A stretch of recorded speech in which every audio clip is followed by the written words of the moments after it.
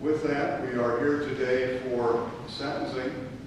Defendant was before the court on July 16th of this year. He entered a plea to a violation of 290304A, involuntary manslaughter, a felony of the first degree, and an amended charge as to the original murder charge, the unclassified felony as to count 1. On that same day, he entered a plea to endangering children, violation of 291922B1, a felony of the second degree. If you have any statement to make as to the matter of sentencing, if you do have any thoughts for the court, now would be the appropriate time.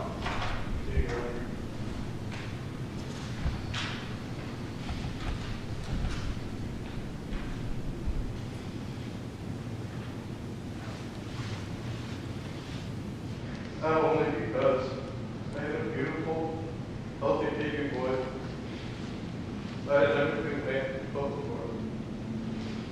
Beautiful fiance, baby boy, two beautiful, soon to be stepfather. But it truly was great. Regardless of the struggles, life was great. Then everything changed. Nice. I made a choice to sit down with my son that night. I did everything I could for my son. Working full time, doing every night shift, just spending every night with the life I had with him. I tried my hardest. I truly thought I was the best mother in the world. Love waking up to my son every morning. Because he became my cup of coffee. It was the one thing that got me up, got me to work, and let me come to know too.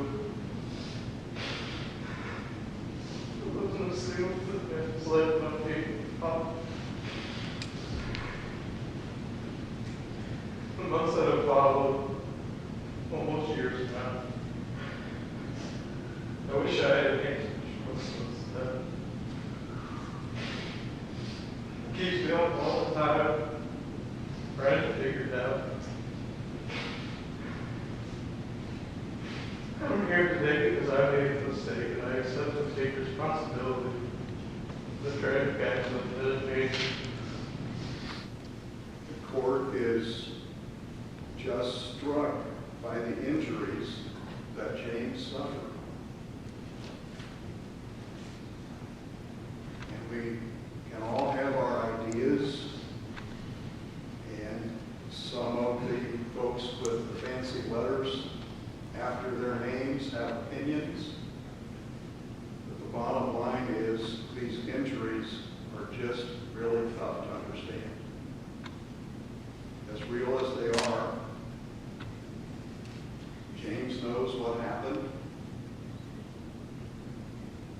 I think you know basically what happened, or at least what you think happened. And unfortunately, the rest of us have to speculate. As to count 1, the charge of involuntary manslaughter, the court's going to order a determined term of 8 years with the Ohio Department of Rehabilitation and Correction. You pay a fine of $10,000 and that you pay the cost of these proceedings.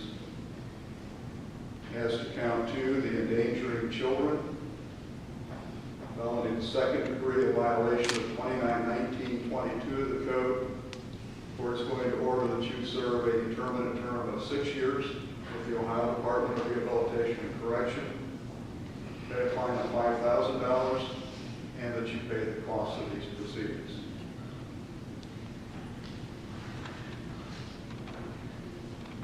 During the sentence, the court is going to impose consecutive sentences. The court finds that the consecutive sentences are necessary to protect the public, punish the offender, they're not disproportionate with other sentences or criminal activity. To support the appeal, the court is obliged to furnish the documents necessary for the appeal at public expense. and the court is obliged to see to it that a notice of appeal is timely filed. The defendant has already turned himself into the custody of the Sheriff's Department